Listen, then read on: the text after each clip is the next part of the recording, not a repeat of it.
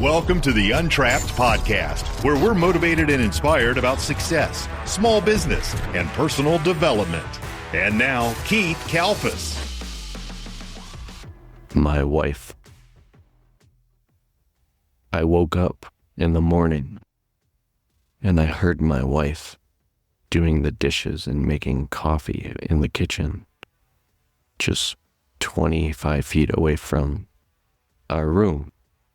And as I woke up and the sun was shining through the window onto our plants, we have some plants in the room and the white walls, and I felt a sense of peace I hadn't felt in a long time. And I realized, oh my God, she's 25 feet away from me in the kitchen right now. I got up and in my pajamas, I walked quickly to my wife, came up behind her, and I spun her around, and I grabbed her, and I started hugging her, tighter than I've ever hugged her, with tears in my eyes.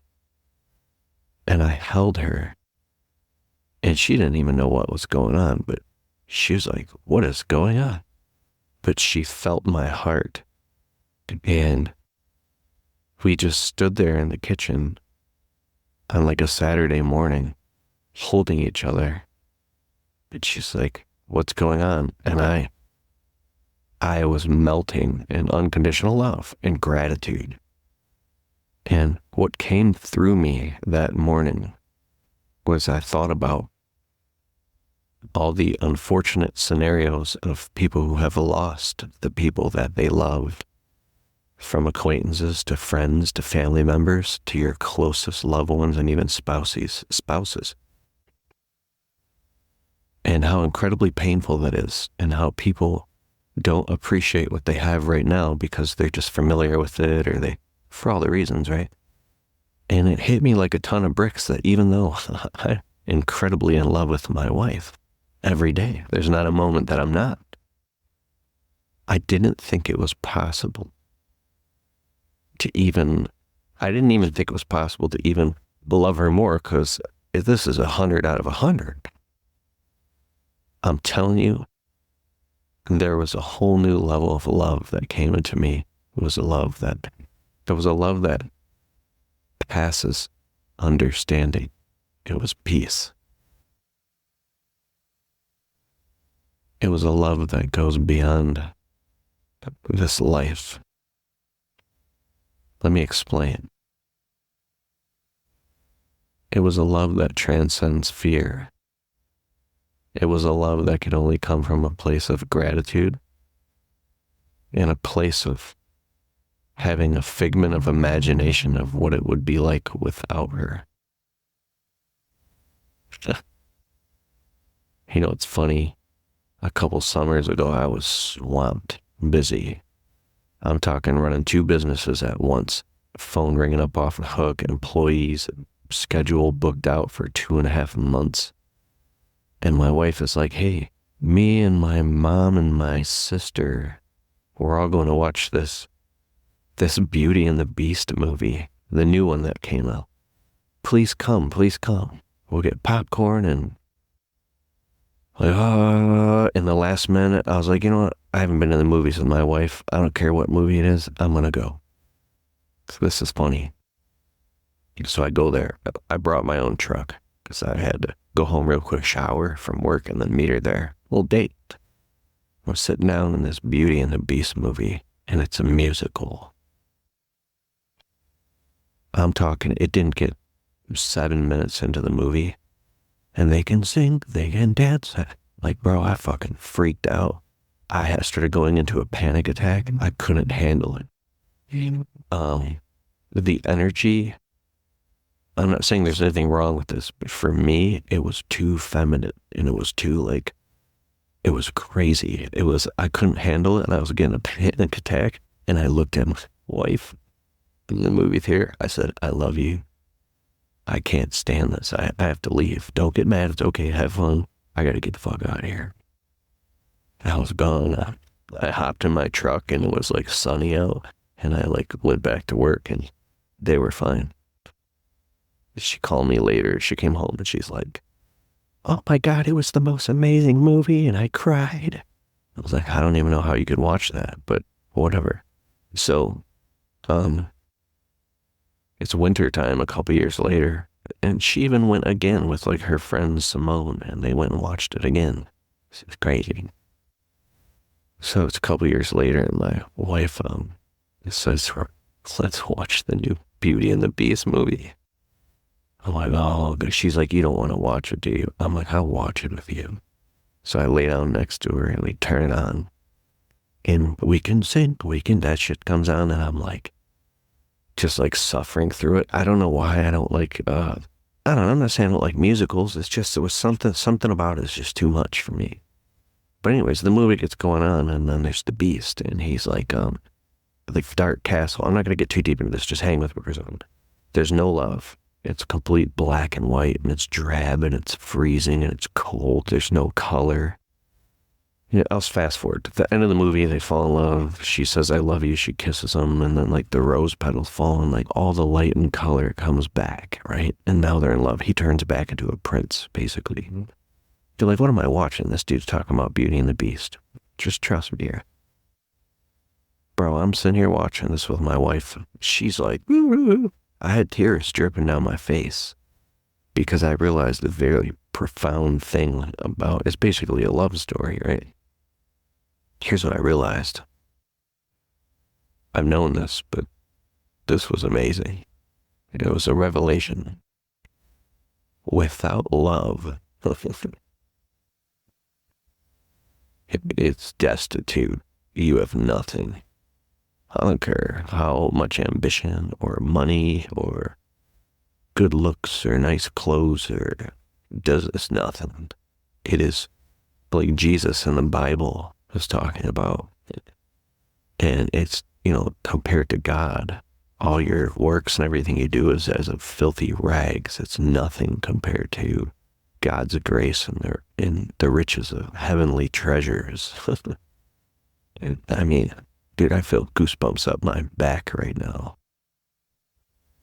So I wanted to say, my home is a beautiful home. It's so clean. The very laundry, my wife just told me I have this stupid bad habit that I need to fix. Sometimes I sneeze every morning. Like, I always sneeze like once. I'm not even sick or anything. It's just my morning sneeze. So I'll run and I'll grab a piece of paper towel, but I'll keep a piece of paper towel in my pocket or a piece of tissue because it'll come on quick. And this is kind of gross, but I wouldn't be able to make it in time, so I'd sneeze into my hand, and then I have to go wash my hand. So I've put a piece of paper towel in my pocket so I can catch the sneeze. And I developed this bad habit of a paper towel in my pocket. Then several times, I leave the paper towel in my pocket, and then my wife does all the laundry, and she does such a beautiful job. Well, I'm talking quiet because I'm doing a night video, and I don't want my neighbors to hear me because my voice is echoing, and I'm gonna give subdivided. Oh, my cool. My green light fade off. I love this little light. I'm putting it in my videos. You saw the green? Okay. Whoop.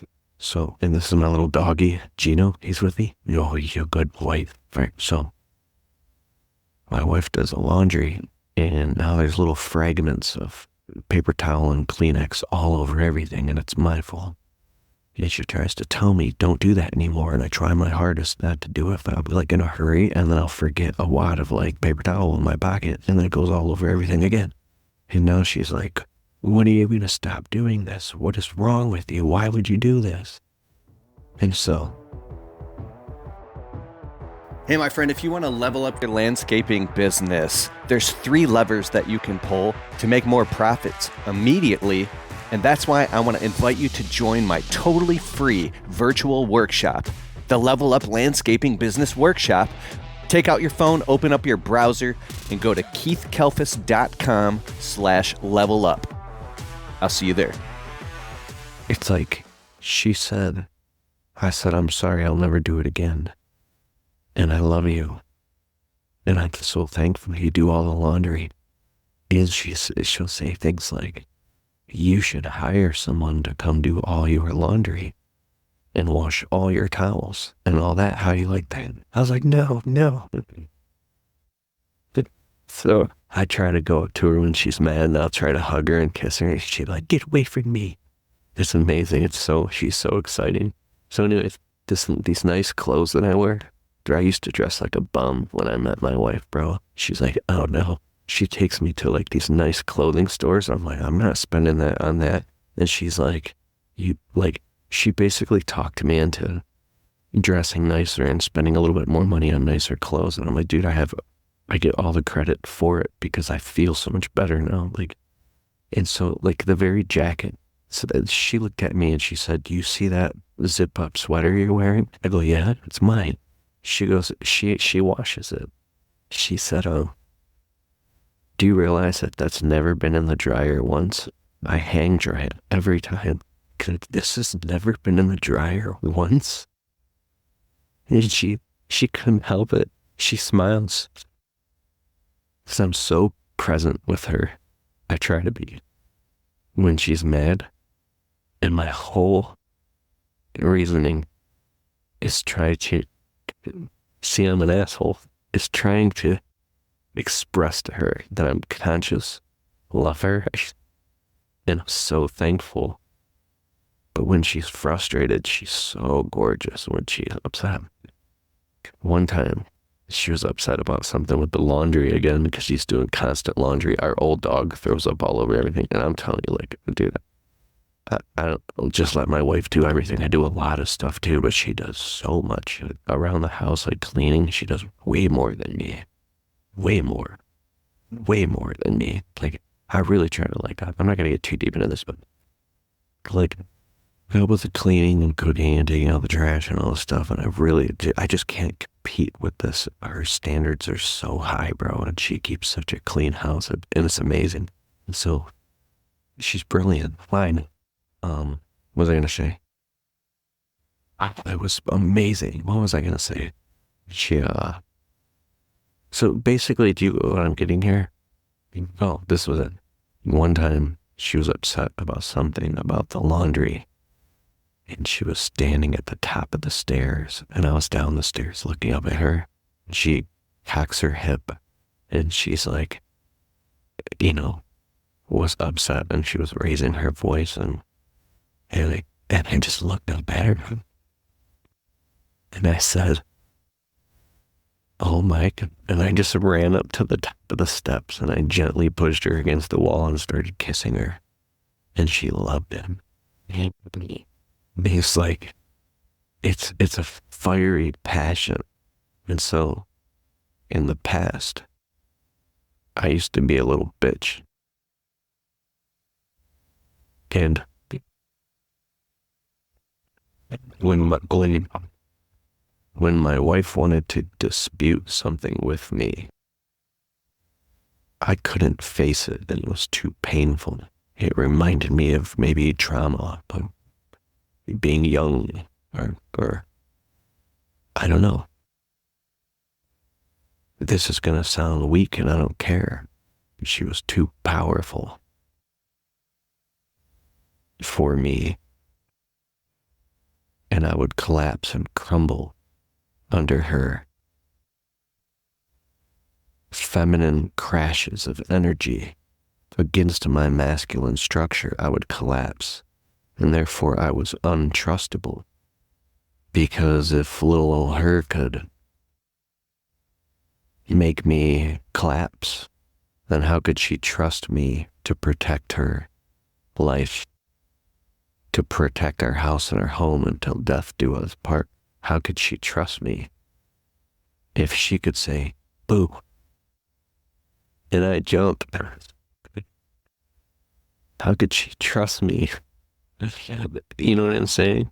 And so, it's not that I was ever untrustworthy, but when you are so easily perturbed as a man, right? it comes across as untrustworthy, right? It's so amazing and so funny because we would get in these arguments. All this isn't in love with I'm talking about my wife, how much I love her. We would get in these arguments where I would, I don't know how far I want to go here on YouTube, but I would basically, I'm leaving. So I would get in my truck and I would just leave and I would just go loop around a few times and then come back home. You know what's funny? There's some sick part of your head that while you're in an argument with your wife that is having a good time, like it's exciting in a way, and that's not healthy. But there's something my friend Joshua Latimer called it trauma bonding. I'm totally sober right now. I'm just happy. Trauma bonding. So here's what I mean. You decide in your heart right now, no matter what, that you're all in until death. Not 99.9%, 100%. Because it's not the 99% of you that's totally in love and faithful and committed to her. It's the 1% of you that has your foot out the door or a psychological back door that's driving her crazy. She can feel it. She ain't stupid. She can feel if you're even like protecting or preparing yourself to leave or like run for the hills or get out of there, right? You have none of that. You're not going anywhere until death. This is where you are. This is your resting place. When she can feel that, your life's going to get so much easier, I promise you. And it may feel scary. It may feel terrifying, but I challenge you to let go of your defenses. And if by chance you did do something untrustworthy, there's an amazing interview by Evan Pagan on his channel. He interviewed a guy who was like a negotiator that dealt with all types of like crazy stuff. And it was this very wise old man. And he said, I was listening to this interview and I didn't expect to hear all this. And it was very powerful and profound. He was saying something like, and if you did do something untrustworthy, and I have heard this, but not like this before, basically you stand there and take 100% responsibility and you don't duck or dodge or try to like avoid it or make up excuses.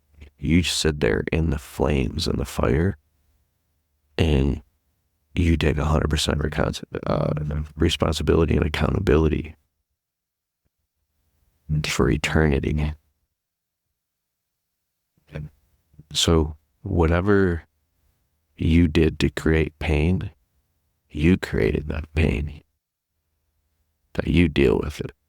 Don't take that monkey off your back and put it on someone else. You've already put it on someone else's back. You put that monkey back on your back because now it's on their back too. No, it's on her back, is what I'm saying. So you sit there and you deal with that shit. And you be like, I hurt you. I messed up. I'm sorry. I'll never do that again. And I don't expect you, this is what he was saying, I don't expect you to forgive me at all. And maybe you'll never forgive me. But I want to let you know that I'm 100% like fully aware that I hurt you. And all I can say is, I don't remember what he said, something like, I'm getting better, becoming better. I don't know. It was an amazing thing. It's a position that I would never let myself be in. Never. So have a resolution in your mind. Here's another powerful thing I learned, and I'll wrap this up. Here's the line. That's the line. It's not like, here's the line, and then it like, it's like, I don't know, cold, colder, and then there's the real line. The line is the line. And the line, it's not like the line is like a long gradient that goes from very light, like white to shadows all the way to dark. No, the line starts as soon as it goes from white. I don't know, it's not white. It's just like, imagine it's a piece of dental floss. and it's as thin as a piece of dental floss. And you step over that line, you're in hell, period. It's not like, it gets worse and worse. And then, no, this is this. No. It's a piece of, it's thinner than dental floss. It's like 100% in or 100% out. There's no 99.999% in anything. It's in that, those decisive decisions lies all the freedom, right? Because there was a time when I was first with my wife, I was so scared of unloved and abandonment that I had, in the very, very beginning, I was afraid of being abandoned, so I was basically protecting myself from getting hurt. And it was driving her crazy because I was like a clam. I was afraid to just open up and let go and completely trust this woman. All right? Now I just give her all the trust in the world. There was a time when I went to go look at her phone. She was sleeping. And I went to start looking at it, and this feeling came over me like, oh my God, what am I doing? I had anxiety, and I just put it down. I was like, don't do that anymore. Because it's like, why? People in the comments, I've talked about stuff like this before, and I stopped talking about this type of stuff because it opens things up to interpretation. Now I can't even upload this video because the very immature men who are weak, immature men, are going to put in the comments negative stuff. That's why you can't talk about this type of stuff. Damn it. Now I can't upload this. Hey, I hope you liked the show. And if you like the Untrapped podcast and you get value from it, can you please take a minute and go over to Spotify and leave it a well-worded positive 5-star review? It helps boost the rankings on Spotify so the show can get to more people. Therefore, these messages can get out to more people and inspire more people so then they can go out and start their small businesses and crush it and get to the next level. It's a huge deal. All right, I'll see you in the next show.